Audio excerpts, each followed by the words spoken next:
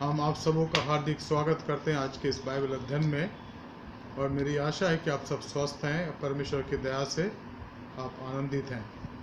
मैं जानता हूँ कि बाइबल अध्ययन हम सब के आत्मिक उत्थान के लिए बहुत ज़रूरी है, इसलिए हम इसको बराबर करना चाहते हैं।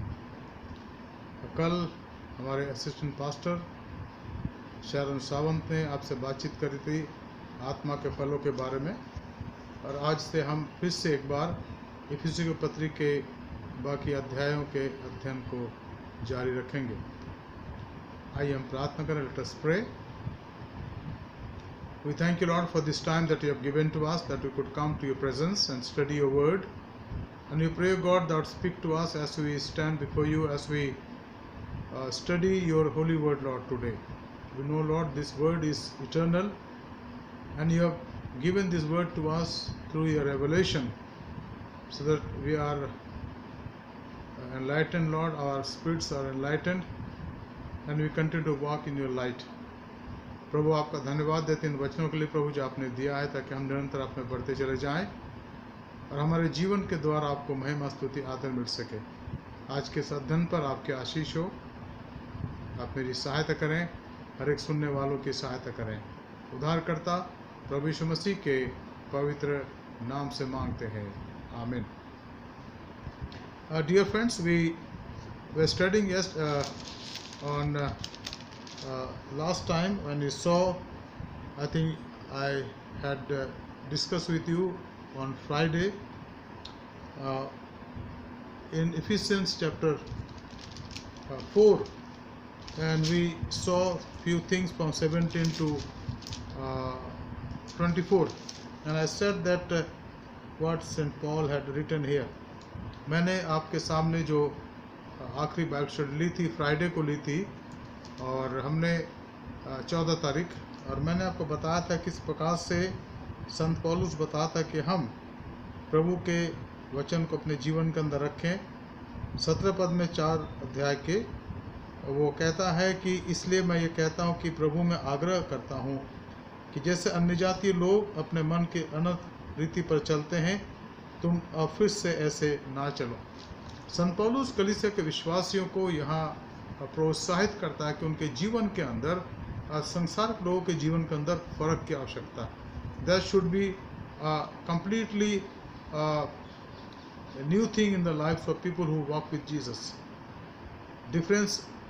differences are there in between our life and the whole world and the secular life. Christian is totally called to follow the Lord, and there's a demarcation which is our life of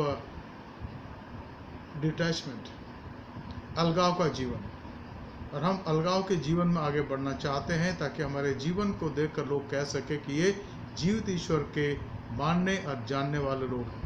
और यहाँ पर पौलुस कहते हैं, हमने देखा था पहले, वो कहते हैं कि मैं तुम्हें आग्रह करता हूँ यीशु मसीह में कि अन्य जातीय लोगों के समान जो अनर्थ की रीति पर चलते हैं, उनकी मन की बातें अनर्थ बातों पर होती हैं, यानी टेम्परल थिंग पर होती हैं, जो इस संसार की क्षणभंगुर बातें उन पर ध्यान वो लगाते हैं, पर तुम जो यीशु मसीह के विश्वासी हो ऐसे ना चलो।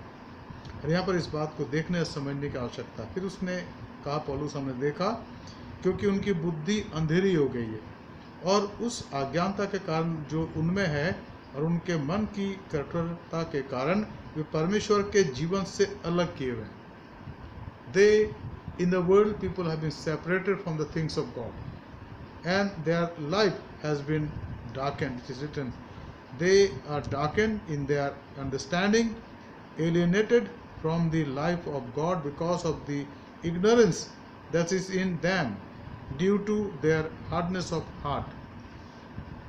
उनके हृदय की कठोरता के कारण उनके जीवन के अंदर वो दुनिया की बातें पाई जाती हैं। पौलुस कहता है कि तुम्हारे अंदर ऐसा ना हो। फिर उसने कहा, हमने देखा 20 पद में, पर मैं तुमसे मसीह की ऐसी शिक्षा तुमने नहीं पाई, वरन तुमने सचमुच उसी की सुनी और जैसा यीशु में सत्य है उसी में सिखाया भी गया। उसने कहा कि जो तुम्हें शिक्षा दी गई उसके अनुसार चलो। और फिर हमने देखा चौथी बात 22 पद में कि तुम पिछले चाल चलन के पुराने मनुष्यत्व को जो भरमाने वाली अभिलाषाओं के अनुसार भ्रष्ट होता जाता है उतार डाला है। You have taken off the life of worldliness and to be renewed in the spirit of your mind. उसके पहले कहता है to put off your old self. तुमने अपने शरीर में से, अपने आत्मा में से पुराने मनुष्य को उतार डाला है। और क्या लिखा है, which belong to your former manner of life, जो तुम्हारे पुराने जीवन को दर्शाते हैं, तुमने उतार डाला है। अब प्रभु के लिए तुमने अपने आप को शुद्ध कर दिया है, पवित्र कर दिया। And is corrupt through deceitful desires, कि वो जो स्वभाव जो है वो करप्टेड है, वो दूषित है और वो तुम्हारे जीवन को बर्बाद कर सकती थी, लेकिन प्रभु का धन्यवाद हो कि तुमने उनसे अपने को अलग कर दिया है। और फिर हमने देखा था, पांचवी बात देखा तो वो कहते हैं 24 पद में नए मनुष्यत्व को पहन लो जो परमेश्वर के अनुरूप सत्य की धार्मिकता और पवित्रता में सिरजा गया।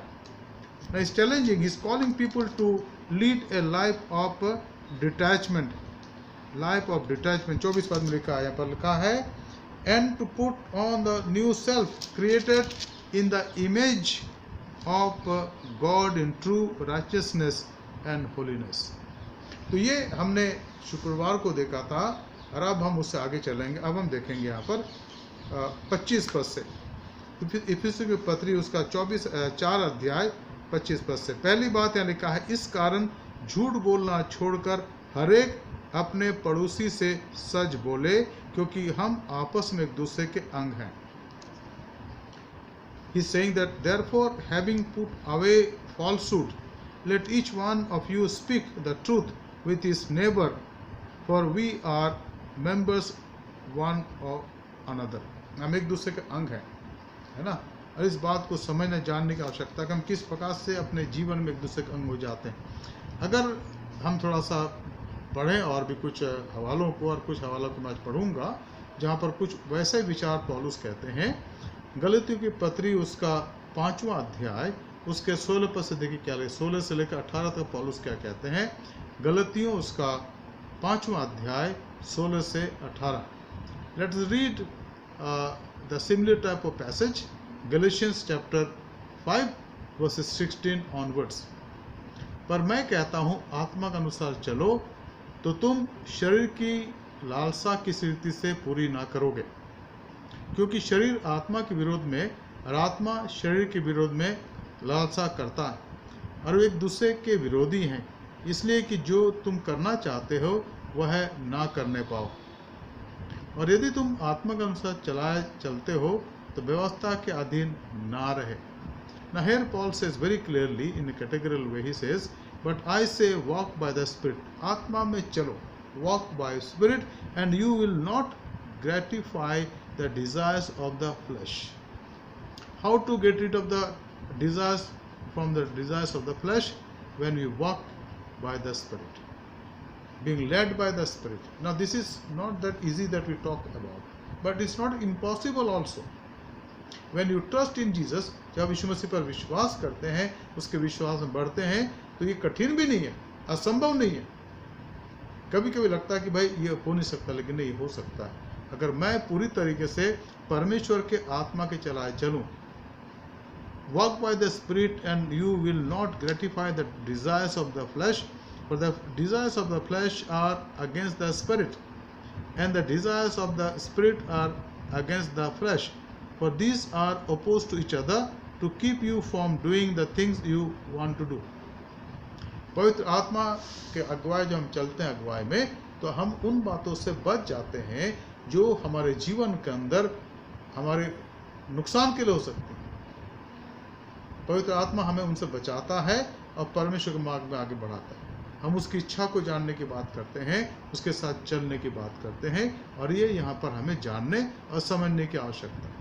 We need to understand very clearly that the Holy Spirit of Jesus Christ, He teaches us to walk in accordance with His will। उसकी इच्छा में चलो। And then it is written here, the verse 18, but you are led by the Spirit, you are not under the law। क्योंकि तुम पवित्र आत्मा के द्वारा चलते हो और तुम व्यवस्था का अधीन नहीं रहे। व्यवस्था का अधीन होते तो हम कोई व्यक्ति धर्मी नहीं होता प्रभु के सामने, क्योंकि व्यवस्था की बहुत सारी बातें हैं जिनको हम जानबूझ के या अनजाने में उससे गिर जाते हैं। इसलिए हमें पूरी तरीके से अनुग्रह के अधीन आने की आवश्यकता है। अनुग्रह के अधीन आने का मतलब ये है कि अगर हम अपने जीवन में कहीं कमजोर पड़ते हैं तो परमेश्वर और हमें मानने की आवश्यकता है। When anyone in the Lord willingly or unknowingly or unknowingly go astray because of certain reason and then he realizes, उस बात को महसूस करता है और तब उसके पास आता है वो कहता है परमेश्वर मुझसे ये बात हो गई, आप मुझे क्षमा करें। But this is not the license that we keep on doing something which is not in the will of God, but happened when it happened to be sometime. अगर बाय मिस्टेक हो जाए या जानबूझ के कभी गलती से ये काम हो जाए कि भाई कुछ हमने गलत करा, तो हम माफ़ी मांगने की आवश्यकता है, प्रभु के पास आने की आवश्यकता है, और तब उसका जो अनुग्रह है वो हमें ढांप लेता है और हमें आगे बढ़ने में मदद करता है। इसका मतलब ये कि व्यवस्था का अधीन नहीं पर अनुग्रह का अधीन। अनुग्रह हमें आगे बढ़ाता है और हमारी मदद करता है। यहाँ लिखा है इस कारण झूठ बोलना छोड़कर हर एक अपने अपने पड़ोसी से सच बोले, क्योंकि हम आपस में एक दूसरे के अंग हैं। मान लीजिए शरीर है जो हमारा है, आपका है, कहीं कोई अवरोध उत्पन्न होता है, चाहे हाथ में हो जाए, पैर में हो जाए, कहीं हो जाए, है ना, और वो आपके शरीर के द्वारा मस्तिष्क में ये न्यूज़ पहुंचाए या समाचार पहुंचाए भाई मुझे कुछ भी नहीं हुआ, मैं तो ठीक हूँ, चलते रहे बिना उसके इलाज के, तो आगे चल करके वो जो अवरोध छोटा सा है वो क्रॉनिक हो जाएगा और फिर कुछ महीनों बाद, 1-2 साल के बाद शरीर के लिए समस्या हो जाएगी और वो बहुत बड़ी समस्या हो जाएगी। हमने कैंसर के बारे में सुना। कैंसर की शुरुआत कहीं ना कहीं शरीर में छोटे से रूप में होती है और अगर वो पकड़ में तब आ जाए तो उसको ख़त्म किया जा सकता है दवाइयों से या उसके इलाज से या कीमोथेरेपी से, और बहुत से लोग ठीक हो जाते हैं। आत्मिक रूप से भी ऐसा ही है। जब हमारे जीवन के अंदर कोई बात होती है और हम इस बात को तुरंत प्रभु के पास लाते हैं, कहते प्रभु आप मेरी मदद करें ताकि हम जो प्रभु के देह के लोग हैं हम एक साथ बढ़ने वाले बन जाए, बढ़ते रहें जैसे बढ़ रहे हैं, तो प्रभु उसका इलाज करेगा और हमें वो संभालेगा। समस्या तब आती जब हम अपने आत्मिक जीवन के कमियों को छुपाते हैं। हम सोचते हैं कि लोगों को क्यों पता लग जाए, लेकिन हम इनडायरेक्टली प्रभु की देह को नुकसान पहुंचाते हैं, चाहे किसी भी क्षेत्र में क्यों नहीं। और हम सोचते हैं कि सब कुछ ठीक है, लेकिन जी नहीं। और कलीसिया रूप से भी बात है, कलीसिया प्रभु के देह है। What is church? Church is the body of Christ and therefore each one should be open to each one so that we confess. तभी तो बाइबल में लिखा है कि आपस में एक दूसरे के अपराधों को मानो, अपने अपराधों को मानो, ताकि प्रभु में हम बढ़ सकें, है ना।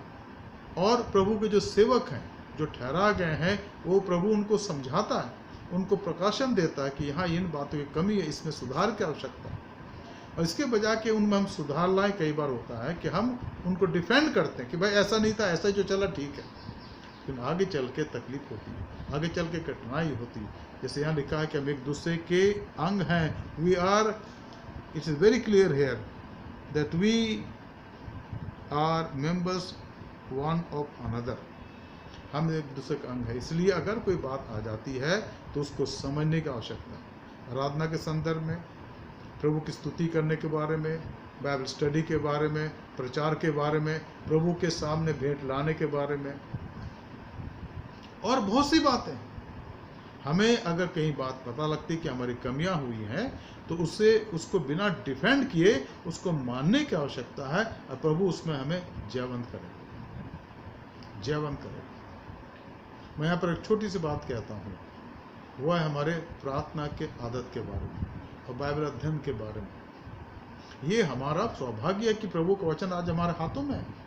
अब उन देशों को ध्यान रखिए जहाँ पर लोग बाइबल नहीं पढ़ सकते, उनको मनाही है, वो खुले हम प्रार्थना नहीं कर सकते, वो इसको कीमत को जानते। हम चूँकि फ्रीडम हमारे चारों तरफ है, हम थोड़ा समय वचन के लिए निकालते हैं और बहुत ही थोड़ा समय प्रार्थना का निकालते हैं, लेकिन अल्टीमेटली अगर ऐसा ना करते चले जाएं तो कलीसिया में तकलीफ होती है और हमारा आत्मिक स्तर जो है यहाँ से यहाँ आ जाता है। और कई कलीसिया में ये बात पाई जा रही है। इसलिए हमें उस बात पर ध्यान देने।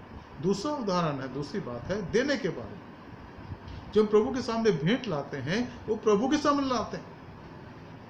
इसलिए हर एक बाइबल में लिखा है, व्यवस्था दी गई थी पुराने नियम में कि कोई मेरे भवन में खाली हाथ ना आए। मतलब क्या है, जब उसके आराधना के लिए आते हैं तो भेंट लेकर आते हैं, और जो हमारे पास है प्रभु ने हमें दी है, हमारी कमाई है, चाहे वो 5,000 हो, 10,000 हो या 1 लाख हो, उससे कोई फर्क नहीं पड़ता कि उसका हिस्सा हम प्रभु को देते हैं, उसका हिस्सा प्रभु को देते हैं। मलाकी 3 और 10 में इस बात का वर्णन साफ साफ किया गया है।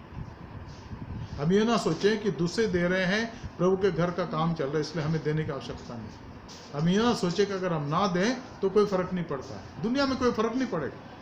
लेकिन वो जो मन को देखता वो जानेगा कि भाई इसके पास ये है, वो नहीं दे रहा है, चाहे उसका कारण कोई भी क्यों ना। इसलिए यहाँ पर जो प्रभु के वचन का जो सोल्यूशन ये है कि चाहे हम 1 महीने में 10 रुपया दें, परिवार की तरफ से हम दें जरूर, या 50 दें या 100 दें या 1,000 दें, 10,000 हम दें जरूर। क्यों? क्योंकि देने के दौरान प्रभु आशीष को अपने जीवन में लेते हैं।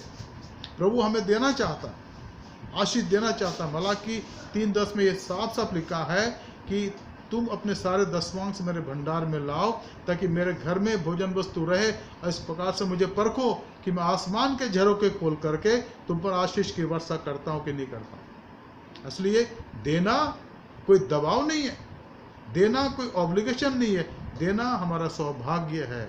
Dear friends, giving for the Lord's glory, it may be my tithe, it may be our church fund, or it may be anything that we want to give liberally, open-heartedly for the glory of God. It is towards Him. We have made our covenant with the Lord, not with the pastor, not with the church leader, not with the even church also. We call it church fund, but it is actually we are giving to the Lord with joyful heart, open heart. And if we have not done it, my friend, अगर हमने आज तक ऐसा नहीं करा है, अगर आपने करा है आप बहुत धन्य हैं, you are blessed and God has blessed your life, you know that. लेकिन अगर हमने नहीं करा है, आज से शुरुआत कर दें। जो भी आपकी इनकम है, पति पत्नी बच्चे मिलकर बैठे, घुटने में प्रार्थना करें, प्रभु ये आपके हिस्सा हम निकाल कर रख रहे हैं, और उसको सीधे चर्च में लाइए और उसकी रसीद ले लीजिए, प्रभु आपको आशीष देगा। उसमें आप ये मत सोचें कि हमारे पास कम है। प्रभु ये नहीं देखता कि आपने कितना दिया है, प्रभु ये देखता है कि आपने अपने लिए कितना रख छोड़ा है, ये प्रभु देखता है। और आप करके देखें, प्रभु केवल देने के बारे में कहता है मुझे परखो, बाकी वो कहता है उसको परखने की जरूरत नहीं, वो तो सिद्ध परमेश्वर है, उसको हम क्या परखें। लेकिन यहाँ वो कहता है कि तुम जब मुझको देते हो, मेरे काम के लिए देते हो, तो तुम ये मत सोचना कि हमारे इतना कम हो गया। Many time we think, oh I have given 1,000 rupees, now 1,000 money that I was having 10,000, 1,000 is gone, now I have only 9,000. My needs will not be met. No, that shouldn't be the attitude. Then what is the attitude? I have given out of 10,000, 1,000 to the Lord, and God is going to multiply that 1,000 into 10,000. And how much will be with me? 19,000. And my blessing will be of 19,000. आप करके देखिए, आप करके देखिए, प्रभु आपको मोहताज नहीं करेगा, कभी भी नहीं करेगा। तो यहाँ पर जो हमारे कार्य करने के लिए है, कलीसिया देह की मजबूती के लिए हमें हर एक परिवार को करने की आवश्यकता है। दुनिया रूप से शायद हम गरीब हो सकते हैं, मीडियम क्लास हो सकते हैं, धनी हो सकते हैं, immaterial. Even it is 5 rupees per month, you are blessed. Faithfully, if you are giving according to the apportionment of my income, or if it is 10 rupees or 50 rupees, 100 rupees, 500 or 1,000 or 10,000, you will get the blessing without asking. आप प्रभु के आशीष पाएंगे बिना कहे हुए। अब करके देखिए, शुरू हो जाइए आज की तारीख से, और आप देखेंगे परमेश्वर जो किसी का कर्जदार नहीं है आपको मोहताज नहीं करेगा। दूसरी बातें लिखा है 26 पद में लिखा, क्रोध तो करो पर पाप मत करो, सूर्य अस्त होने तक तुम्हारा क्रोध ना रहे। क्या अंग्रेजी में क्या लिखा है? Be angry and do not sin, but do not sin, and not let the sun go down on your anger.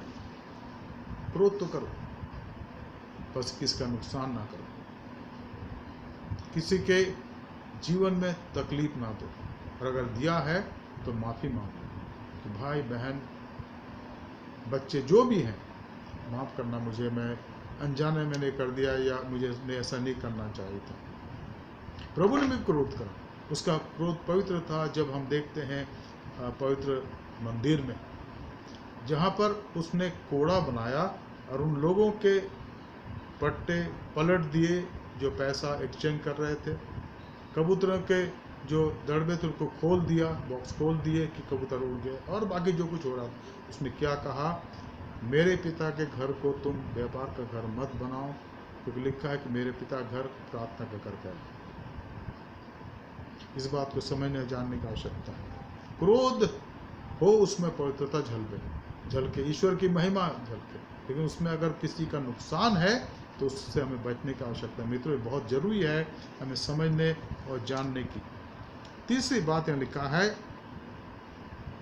और एक बात लिखा, ना शैतान को अवसर दो। शैतान का अवसर हम कब देते? जब हम बुराई से हार जाते हैं, तब शैतान का अवसर मिलता है। बुराई लोग करते हैं दूसरों की, और जब उनको पता लगता कि हमारी बुराई हो रही, उसने करा इसने करा, तो क्या वो उसके खिलाफ चिल्लाता है, उसको कुछ मन में उसको के लिए सोचता है? मन तो परमेश्वर जानता है। प्रभु यीशु मसीह ने क्या कहा, जिसको गोल्डन रूल कहा गया, जैसा तुम चाहते हो कि लोग तुम्हारे साथ करें, वैसे ही तुम उनके साथ भी करो। मत्ती में इस बात को हम पाते हैं, और ये भी पाते हैं कि बुराई से ना हारो, परंतु भलाई से बुराई को जीत लो। Do not be defeated by the evil, but win the evil with your good. And as you expect people should have treat you, you should also treat them in a same manner. क्या मतलब है इसका? Our good should overcome the evil that is being done by people to us. प्रभु यीशु मसीह जब संसार में थे तो कई बार उनको लोगों ने बुरा बोला और बहुत कुछ गलत करना चाहा उसके साथ। 33.5 साल के जीवन में, खासकर 3.5 साल के जीवन में, जब वो पब्लिक लाइफ में वो घूमता रहा, इधर उधर प्रचार करता रहा, कईयों ने कहा कि तो पापियों का दोस्त है, ये व्यभिचारियों के साथ मिलता है, ये चुंगी लेने वालों के साथ बैठता है, उनके साथ भोजन करता है। तो यीशु मसीह ने क्या कहा, वैद्य की आवश्यकता बीमारों को है, भले चंगों को नहीं। और आप पर मैं, हम प्रभु के विश्वासी हैं, उसके पद चिन्हों पर चलने वाले, तो हम उनके साथ अगर रहते हैं, उनके समान कार्य ना करें, लेकिन हमारी जो अच्छाई है, उस अच्छाई से उनके बुराइयों के अंदर उनमें सुधार आ जाए। यही तो है यहाँ पर। और अगर हम ऐसे करते हैं तो शैतान को अवसर नहीं देंगे। अगर नहीं करते हैं तो शैतान का अवसर देते कि वो हमें गिराए और हमें नुकसान पहुँचाए। तभी तो लिखा है, और शैतान का अवसर ना दो। तीसरी बात हम पढ़ते हैं, लिखा, चोरी करने वाला फिर चोरी ना करे, वरन भले काम करने से अपने हाथ से परिश्रम करे, इसलिए कि जिससे प्रयोजन हो उसे देने को उसके पास कुछ हो। What is here? 28 verse. Let the thief no longer steal, but rather let him labor, doing honest work with his own hands, so that he may have something to share with anyone in need. अब चोरी क्या? What is this? The meaning of stealing? सीधा सा है, जिसके लिए आपने मेहनत नहीं करी, जिसके लिए आपने कोई प्रयत्न नहीं करा, और जिसके लिए जो आपका नहीं, अगर वो आपके पास आ जाता है, आप ले लेते हैं, तो वो परमेश्वर देखता है। कुछ सालों पहले मेरे पास एक फ़ोन आया, हालांकि फौजरी थी, करना तो नहीं, लेकिन मैंने 2 जनों से फ़ोन करा और अपने बड़ी बेटी को फ़ोन करा। मैंने कहा, बेटा ऐसा ऐसा आया। तो उन्होंने यही जवाब दिया, बेटा पापा क्या आपने उस काम के, उस पैसे के लिए मेहनत करी है? मैंने कहा नहीं। तो कह उस फ़ोन को काट दो। करिए तो हैकिंग की बात चलती है ना। तो मैंने उसको बहुत बात कर रहे थे, इंग्लैंड बोलो, मैं इंग्लैंड से बोल रहा हूँ, पता कहता हिंदुस्तान में बोल रहा हूँ। खैर लालच ना करें। चोरी से पहले एक और शब्द है लालच, कि जो मेरा नहीं वो मेरा हो जाए। किसी ने डाकू की परिभाषा दी दयालु सामरी के उस उदाहरण में, कि जो दयालु सामरी कौन है?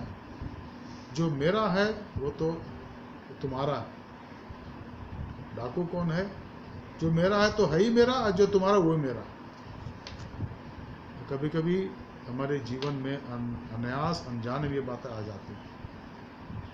We need to be very very careful in our dealing with finance, in family, in church and anywhere.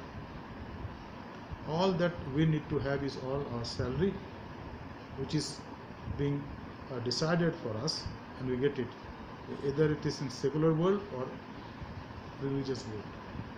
Apart from that, if anything, I am always intending to receive more and more and more and more without any approval. That need to be checked very clearly. और हमें इस बात पर ध्यान देने की आवश्यकता। और इसका दूसरा पहलू भी है कि हम दूसरों पर उसके बारे में दोष भी ना लगाएं बिना प्रूफ की जाने हुए। वो भी उतना ही बड़ा पाप है जितना दोष जितना ले लेना है। बहुत से बार लोग जो है बिना जाने बिना समझे कोई भी आरोप लगा देते कि सब उन्होंने ये कर दिया, वो कर दिया, ये कर दिया। भाई पहले तो पता तो लगाओ उसमें कुछ है भी कि नहीं है। क्योंकि जब बात खुल के आती है तब वो शर्मिंदा को चुप हो जाते हैं। हमें दोनों बात पर ध्यान देना है, ना तो लालच करना है और ना दोष लगाना है। दोनों साथ चलते हैं कि भाई इन्होंने तो ऐसा कर दिया, ऐसा कर दिया, मैं होता तो नहीं करता। भाई ऐसा है तो 3 उंगली इधर भी तो है। इसलिए बचने के लिए लालच ना करें, उतने में संतुष्ट कर जो आप कर मेरा है। और अगर मौका मिलता है तो हम उस व्यक्ति पर दोष न लगाए बिना प्रूफ किए, बिना उन बातों को तथ्य को जाने हुए जहाँ कोई सब्सटेंस नहीं है।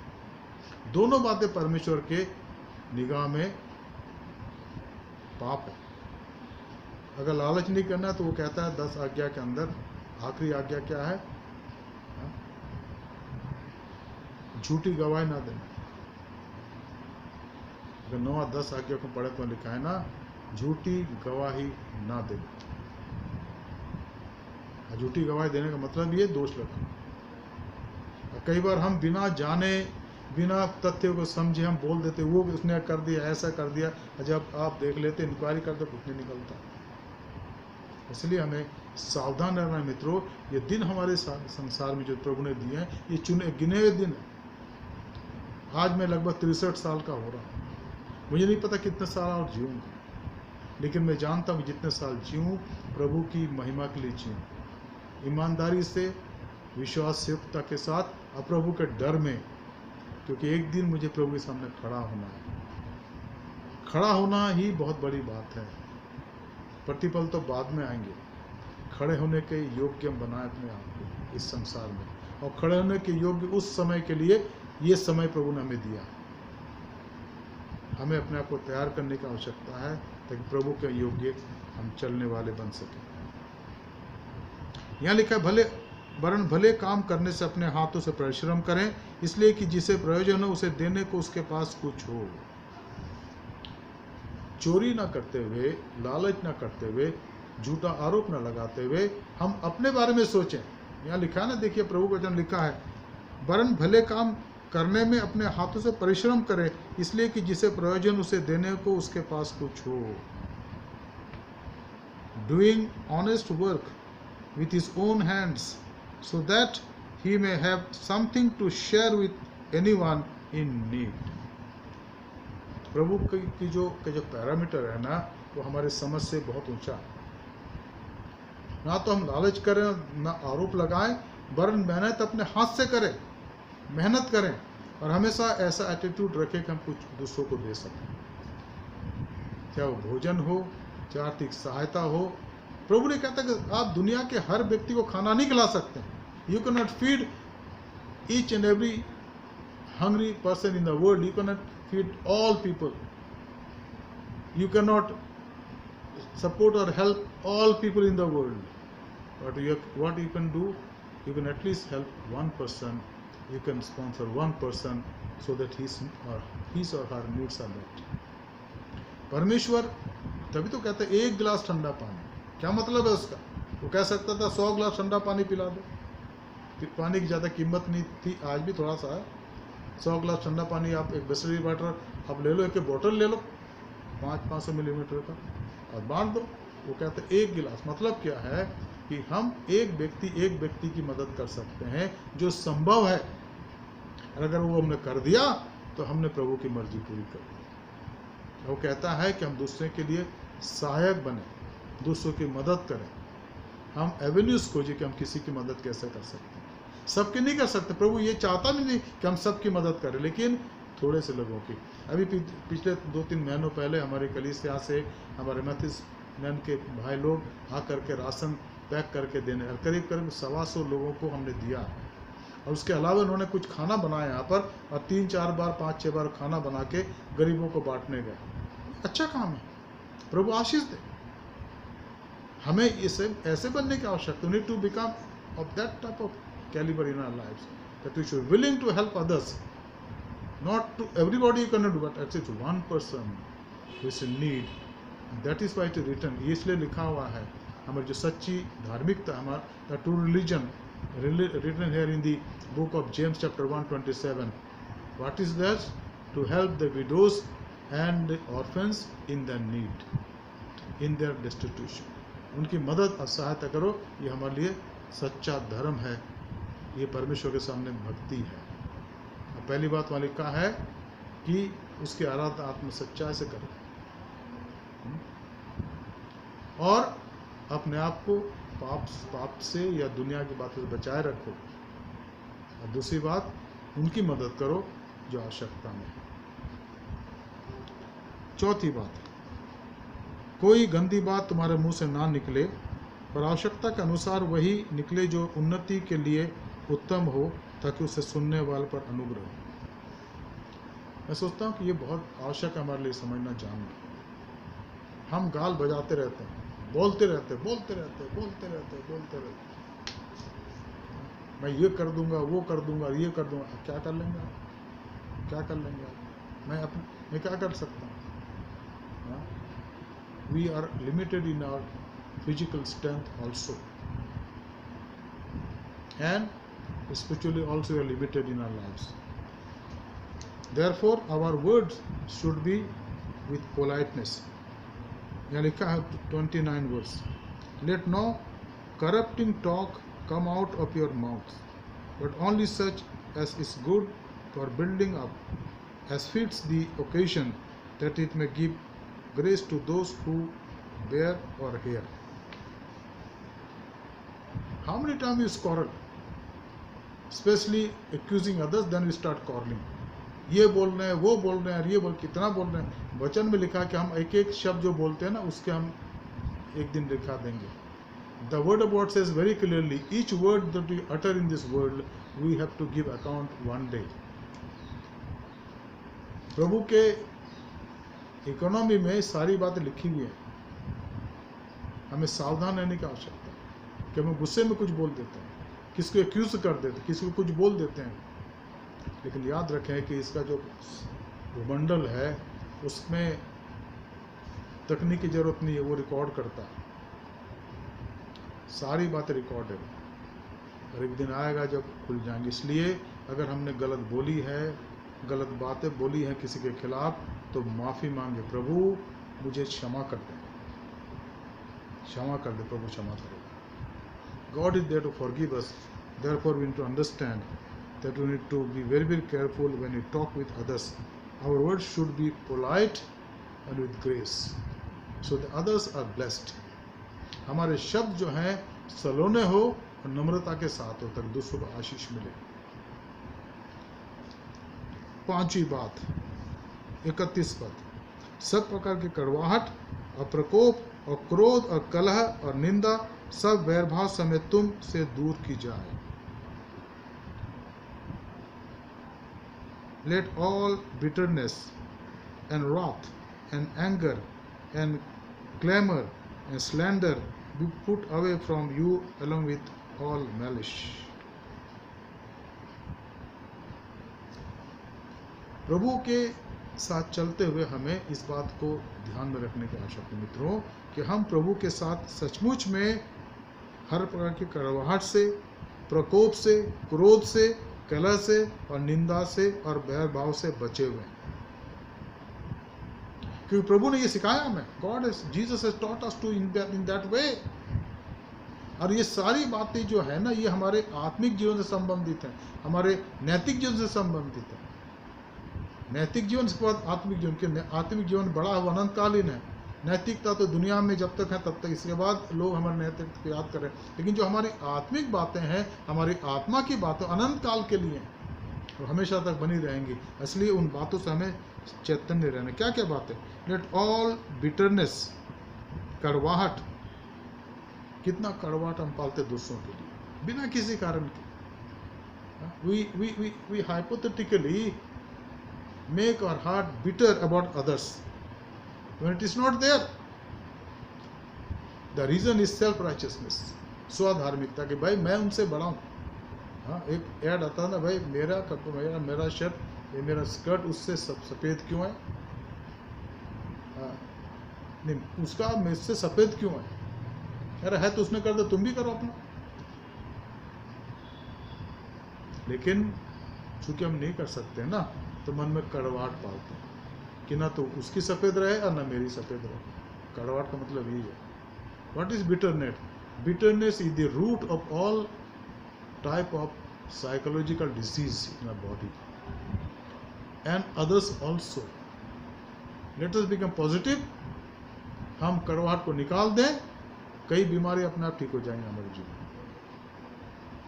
फिर आगे कहता है एंड रात, रात, प्रकोप. कई बार हम दूसरों के लिए प्रकोप रखते हैं हमारे मन में, क्या उसका भी ऐसा ही हो जाए. कौन होता है आप बोलने वाले भैया? आप कौन होते हैं? मैं कौन बोलता हूँ? वो वही होगा जो प्रभु ने उनके रखा है, जिस प्रकार वो चाल चलन चल रहा है. परमेश्वर के क्रोध से बचने के उपाय है कि हम पश्चाताप करें. प्रभु हमें क्षमा करेगा, वो हमें क्षमा करेगा. और फिर ये लिखा तीसरी बात, और क्रोध, एंगर, गुस्से में रहते हैं. प्रभु जानता है हमारे गुस्से को, देखता है. उसके बाद है क्लैमर या कलह. कभी कभी है ना कि भाई ये परिवार में आ जाता है, घर में फूट की वजह ये होती कलह. छोटी बात को लेके, इसको लेके इतना कर दिया, अब झगड़े हो रहे हो. कारण देखो तो कुछ भी नहीं है, चाहे वो परिवार के चाहे चर्च की.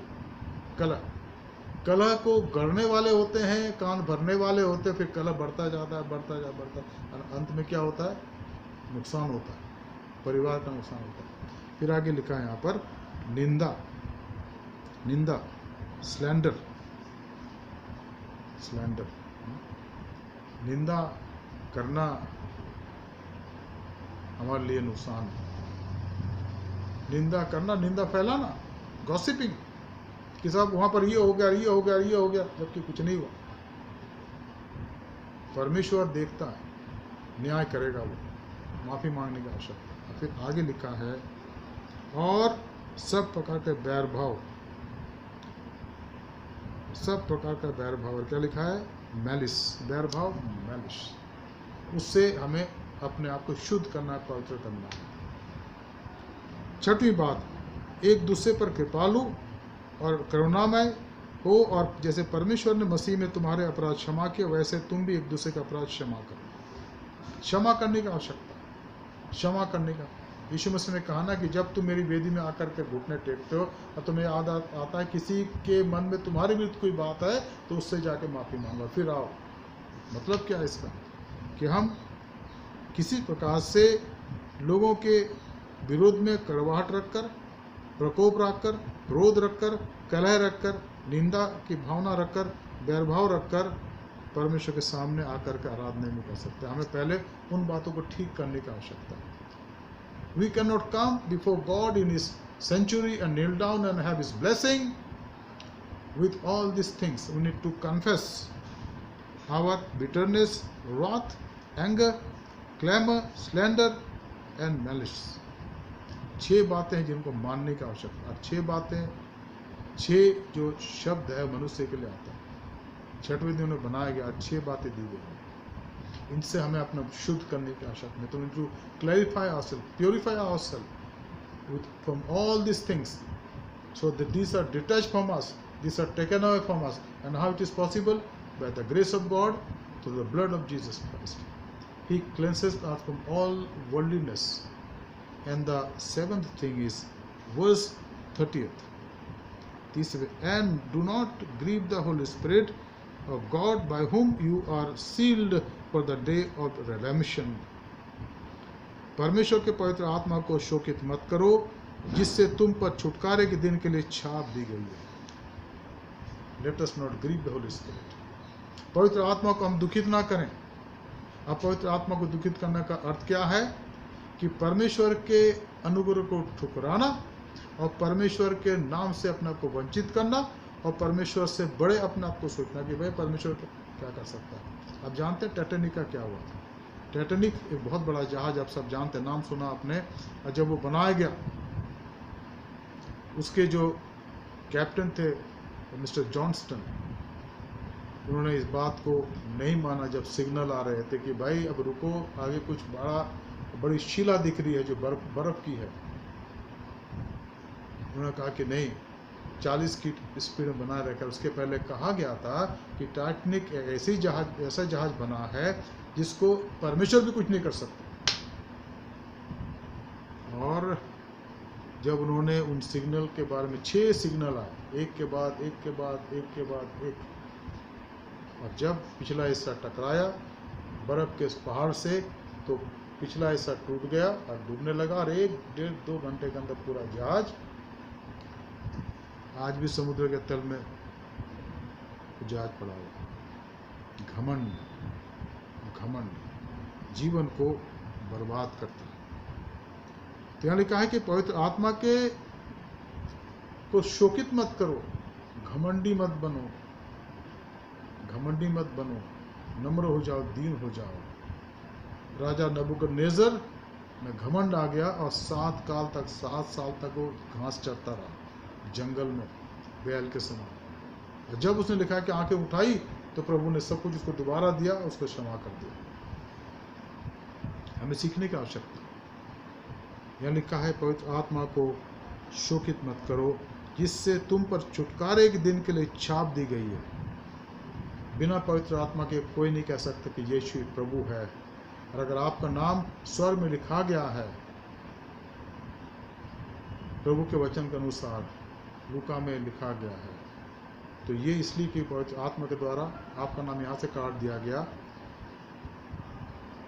यिर्मयाह 17:13 के आधार पर आपका मेरा नाम इस संसार पे था, लेकिन जिस समय मैंने यीशु मसीह पर विश्वास करा, मेरा नाम जो है स्वर्ग में लिख दिया गया है ना, स्वर्ग में लिख दिया गया, क्योंकि वो हमारे नामों को, हमारे जीवन को वहाँ, ठीक है ना, वहाँ लिखता है और वहाँ मुहर लगा देता है। और यहाँ पर पौलुस कहता है, अब देखिए कहाँ लिखा है, लूका उसके 10 अध्याय के 20 पद को देखिए, यहाँ लिखा है, यीशु मसीह ने कहा, लूका 10:20, तो भी इस बात से आनंदित मत हो कि आत्मा तुम्हारे वश में है, परंतु इस बात से आनंदित हो कि तुम्हारे नाम स्वर्ग में लिखे हुए।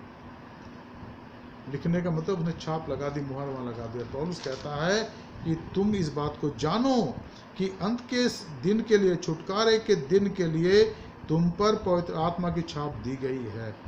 अगर परमेश्वर को शोकित ना करो तो छाप बनी रहेगा, तुम्हारा नाम वहाँ लिखा रहा, बना रहेगा। प्रभु तुम आशीष देगी। हम प्रभु को धन्यवाद देते हैं आज के वचन के लिए। मित्रों, let us praise God for this word that God has given to us. And I sincerely want that this Apostle Methodist Church, English congregation, Hindi congregation, and Nepali congregation will continue to grow in the Lord Jesus Christ. Let not grieve the Holy Spirit. Do not grieve the Holy Spirit of God, by whom you are sealed. You are sealed for the day of redemption. Let the status be as it is, till we reach beyond this horizon in front of Jesus, standing for eternity, praising Him, glorifying His name. आइए हम प्रार्थना करें। धन्यवाद, स्तुति और महिमा के हुए पिता परमेश्वर, आज के वचन के लिए प्रभु आपका धन्यवाद करते हैं। और हमारी प्रार्थना प्रभु का हमने जो कुछ सीखा प्रभु उसमें बने रहें और हमारे जीवन आपको पसंद आए। हमारे उद्धारकर्ता प्रभु यीशु मसीह के पवित्र नाम से मांगते हैं, आमीन। Dear friends, we have some announcement. This Bible study will continue every evening 7:30, and by some reason it get delay sometime. Sometime it become 8 o'clock, 8:30, 9 o'clock also. Please bear with us, and we will learn the word of God continuously. मैं चाहूँगा कि हमारे जो जवान बच्चे या क्वायर के member, अगर आप गीत गाना चाहते हैं तो आप अपना गीत गाएं जरूर, ताकि उनको हम यहाँ प्रकाशित कर सकें, प्रसारित कर सकें और इस प्रोग्राम में आपको शामिल कर सकें। आप अपने रिकॉर्डिंग करके 2-3 दिन पहले मिस्टर प्रकाश को भेज दें, दिग्गा साहब को, ताकि वो उसको इनकॉर्पोरेट कर सकें। हम लोग ये भी देख रहे हैं, पिछले 4.5-5 महीने हो रहे हैं, हमारे बहुत से गाने वाले हैं, बजाने वाले हैं, उनका सहयोग हम इसमें नहीं देख रहे हैं इस कार्यक्रम में। इसलिए आगे चल करके इसके बारे में बातचीत करूंगा। यहाँ पर बहुत से लोग इसमें भाग ले सकते थे, लेकिन मुश्किल से कुछ लोग भाग ले रहे हैं, बहुत से लोग हैं नहीं इसमें। मित्रों, ये हमारे आत्मिक परिपक्वता को दर्शाता है कि हम कितनी प्रायोरिटी देते हैं, हमें ध्यान में रखने की आवश्यकता है। मैं ये भी कहना चाहता हूँ कि हम बाइबल स्टडी में भाग ले रहे हैं, अलग अलग प्रभु के दास, प्रभु के सेवक लोग बाइबल स्टडी ले रहे हैं, भाग लीजिए, कोई ज़रूरत, कोई परेशानी नहीं है। आप 1 घंटा क्यों, 5 घंटे, 6 घंटे भाग लीजिए, क्योंकि उससे प्रभु आपको आशीष देगा। लेकिन याद रखिए कि आप एपोस्टल मेथोडिस्ट चर्च के सदस्य हैं, आपके सदस्य इस चर्च की है, इसलिए आपको इस बात पर गौर करने की आवश्यकता और इसके प्रति आपको ध्यान देने की आवश्यकता है। आप भाग लीजिए, सभा में जाइए, लेकिन अल्टीमेटली आप एपोस्टल मेथोडिस्ट चर्च के सदस्य हैं, पिछले कई सालों से, कुछ अभी नए बने हैं, इस बात को याद रखिएगा। साथ ही साथ हमारा जो ऑफिस है चर्च का, रोज़ खुलता है सोमवार से शनिवार तक। समय है शाम को सुबह 10:30 से शाम को 5:30 बजे तक। Office time is from morning 10:30 to evening 5:30। आप आइए, भाई साहब से बात कर सकते हैं, आपके लिए प्रार्थना हम करेंगे अगर आपको आवश्यकता हो। साथ ही साथ जो संडे को ऑफरिंग आप देते हैं, आपने जमा करा होगा, उसको लाइए, आप उसको जमा करिए, आप आ सकते हैं और रसीद ले लीजिए। साथ ही साथ जो आपका चर्च फंड है, जो ड्यू है कई महीनों से, आप उसको लाइए, जमा करिए, उसके रसीद ले लीजिए। या अगर आप स्पेशल डोनेशन भी देना चाहें, उसको जमा करिए, आपको रसीद मिल जाएगी। मित्रों, मैं बताना चाहता हूँ प्रभु के भय में होकर के कि हमारी कलीसिया का जो फाइनेंस है वो साउंड है, और प्रभु की दया से सारे अखराजात प्रभु हमारे पूरी कर रहा है। हम प्रभु का धन्यवाद देते हैं बड़े आशीष के लिए उसने जो दी है, और इसमें आप सब सम्मिलित है। आपका दान प्रभु देखता है, तो हम उसको देते रहें, कंटिन्यू करें। हम अपने देश के लिए प्रार्थना करें, अपने देश के अगुओं के लिए प्रार्थना करें, हमारे राष्ट्रपति, हमारे प्रधानमंत्री, हमारे राज्यपालगण, हमारे मुख्यमंत्रीगण, हमारे एमपीस, हमारे एमएलएस, हमारी पुलिस, हमारी सेना, और तमाम जो IAS ऑफिसर, IPS ऑफिसर, तमाम वे लोग जो गांव में सेवा करते हैं, ज़िले में करते हैं, डिस्ट्रिक्ट में करते हैं, राज्य में करते हैं, देश में करते हैं, जो भी स्तर उनका है, हम एक के लिए प्रार्थना करें कि प्रभु हर एक को आशीष दें। साथ ही साथ हम धन्यवाद दें हमारी मेथोडिस्ट कलीसिया के लिए, हम धन्यवाद देते हैं हमारे मेथोडिस्ट चर्च इंडिया के बिशप्स के लिए, DSS के लिए, पासबानों के लिए। हम प्रार्थना करें हमारे बिशप सुब्रत सिंह मंडल, मैडम सुदीप्ता मंडल, हमारे दिल्ली रीजनल कॉन्फ्रेंस के एग्जीक्यूटिव सेक्रेटरी रेवरेंड सुजीव दास, हमारे दिल्ली रीजनल कॉन्फ्रेंस के ट्रेजरर रेवरेंड वरिंदर कुमार, और तमाम लोगों के लिए प्रार्थना करें जो अधिकारीगण हैं, हमारे ले लीडर के लिए प्रार्थना करें, और हमारे WCS के बहनों के लिए प्रार्थना करें, हमारे MYF के बच्चों के लिए प्रार्थना करें, संडे स्कूल के बच्चों के लिए प्रार्थना करें। प्रभु की आशीष हम पर हो और ये कलीसिया प्रभु में प्रतिदिन बढ़ती चली जाए। हम प्रार्थना करें ये बीमारी समाप्त हो जाए, पैंडेमिक कोविड-19 कोरोना वायरस की, ताकि इसके वायरस समाप्त हो जाएं और एक खुशी का वातावरण हो, एक स्वतंत्रता का वातावरण हो, एक आनंद का वातावरण हो। Let's all pray together that this coronavirus completely decreases and is completely gone from the society, from our lives, so that there is no infection and we may live our life with all jubilation and thankfulness and in peaceful manner. आइए प्रार्थना करें, इस Bible study को समाप्त करें। धन्यवाद, स्तुति और महिमा के पिता परमेश्वर, बाइबल स्टडी के लिए धन्यवाद देते हैं। प्रार्थना करते प्रभु हमने जो कुछ सीखा उसमें बने रहें। Lord, we pray for our country, our president, our prime minister, our governors, our chief ministers and all the people who are governing this nation. Lord, God bless them, Lord Jesus.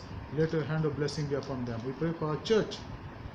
We, Lord, pray for our Bishop Subhati Mandal, Madam Sudhita Mandal, and pray, Lord, for our Executive Secretary, Reverend Sujit Das, and Reverend Varendra Kumar, our DRC Treasurer, and all the DSS, our lay leader, Mr. Anil Nathaniel, and all the people who are having the authority, Lord, to serve this great church of Methodist Church in India and Delhi Regional Conference. God bless, Lord.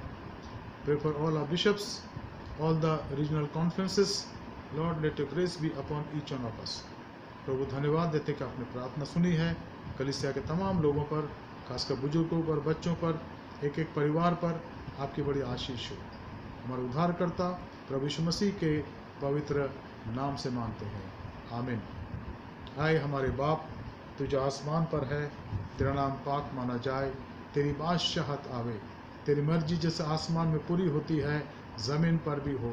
हमारे रोज़ की रोटी आज हमें बख्श दे, जैसे हम कसूरवारों को माफ़ करते हैं, तो भी हमारे कसूरों को माफ़ कर।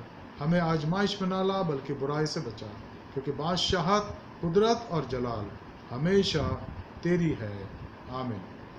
अब हमारे खुदा यीशु मसीह का फजल, खुदा बाप की मोहब्बत, रूल कुदुस की इफ़ाक़त और शिराकत हमें सारे के साथ इस समय और हमेशा तक होती रहे, आमीन।